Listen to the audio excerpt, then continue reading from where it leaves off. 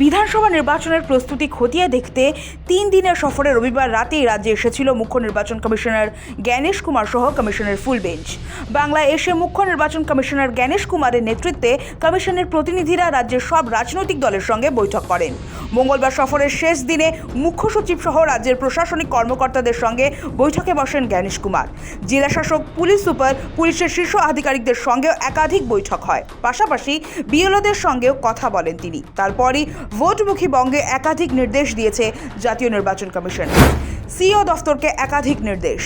জানা গিয়েছে, দফায় দফায় একাধিক বৈঠকের পর রাজ্যের মুখ্য নির্বাচন আধিকারিক মনোজ আগরওয়ালের সঙ্গে আলোচনায় বেশ কিছু গুরুত্বপূর্ণ বিষয়ে উদ্বেগ প্রকাশ করেছেন জ্ঞানেশ কুমার। বিশেষ করে ভোটের সময় আইনশৃঙ্খলা পরিস্থিতি, অতীতের হিংসার পুনরাবৃত্তি এবং জেল থেকে আসামি ছেড়ে দেওয়ার অভিযোগ নিয়ে সরাসরি সতর্কবার্তা দেন তিনি। বৈঠকে জ্ঞানেশ কুমার বলেন, পশ্চিমবঙ্গের নির্বাচনকে ঘিরে মানুষের মধ্যে এক ধরনের নেতিবাচক ধারণা তৈরি হয়েছে। সেই ধারণা কাটানো নির্বাচন কমিশনের বড় দায়িত্ব। তার কথায়, এবারে নির্বাচন অবাধ, শান্তিপূর্ণ এবং নিরপেক্ষ করতে হবে, এটাই লক্ষ্য। হিংসা হলে জবাবদিহি করতে হবে অফিসারদের। মুখ্য নির্বাচন কমিশনার স্পষ্ট করে জানান, অতীতের নির্বাচনগুলিতে অনেক জায়গায় অশান্তি, সংঘর্ষ এবং খুনোখুনির ঘটনা ঘটেছে। এবারে যারা দায়িত্বে থাকবেন তাদের নিশ্চিত করতে হবে যাতে এমন পরিস্থিতি না তৈরি হয়। কোথাও অশান্তি হলে সেই এলাকার দায়িত্বপ্রাপ্ত আধিকারিকদের জবাবদিহি করতে হবে বলেও তিনি জানান। হিংসাপ্রবণ এলাকায় কড়া নজরদারির নির্দেশ।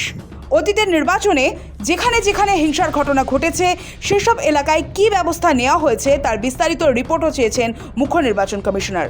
একই সঙ্গে যাদের বিরুদ্ধে হিংসার অভিযোগ রয়েছে তাদের ভোটের আগে জেলে পাঠানোর কথাও বলেন তিনি। যেসব আধিকারিক আগে এই বিষয়ে ব্যবস্থা নেননি তাদের বিরুদ্ধে পদক্ষেপ করারও ইঙ্গিত দেন। ভোটের সময় জেল থেকে আসামি ছাড়ার অভিযোগ। বৈঠকে সবচেয়ে তাৎপর্যপূর্ণ মন্তব্য করেন জ্ঞানেশ কুমার জেল সংক্রান্ত একটি অভিযোগ নিয়ে। তার দাবি, কমিশনের কাছে খবর এসেছে যে ভোটের সময় কিছু জায়গায় জেল থেকে কয়েক দিনের জন্য কিছু আসামিকে ছেড়ে দেওয়া হয়। তিনি বলেন, এ ধরনের ঘটনা বন্ধ করতে হবে। মুখ্য সচিবের আশ্বাস।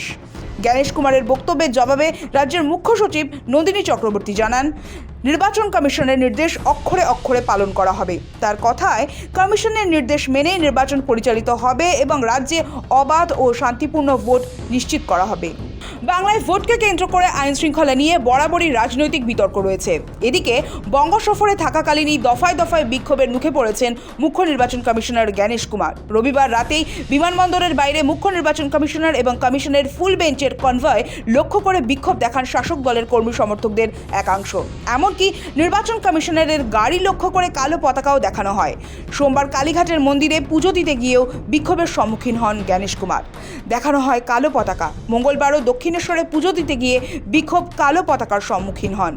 এসআইআর ইস্যুতে নাম বাদের অভিযোগ তুলেই ক্ষোভ উগরে দিয়েছেন বিক্ষোভকারীরা। প্রয়োজনীয় নথি জমা দেওয়ার পরও কেন নাম ডিলিট করা হচ্ছে, মুখ্য নির্বাচন কমিশনারের কাছে সেই প্রশ্নও তুলেছেন। এই পরিস্থিতিতে বিধানসভা নির্বাচনের আগে বাংলার আইন শৃঙ্খলা ও প্রশাসনিক প্রস্তুতি খতিয়ে দেখার পর নির্বাচন কমিশনের এই কড়া বার্তা বেশ তাৎপর্যপূর্ণ। সৌভিক সান্যালের রিপোর্ট, সময়, কলকাতা।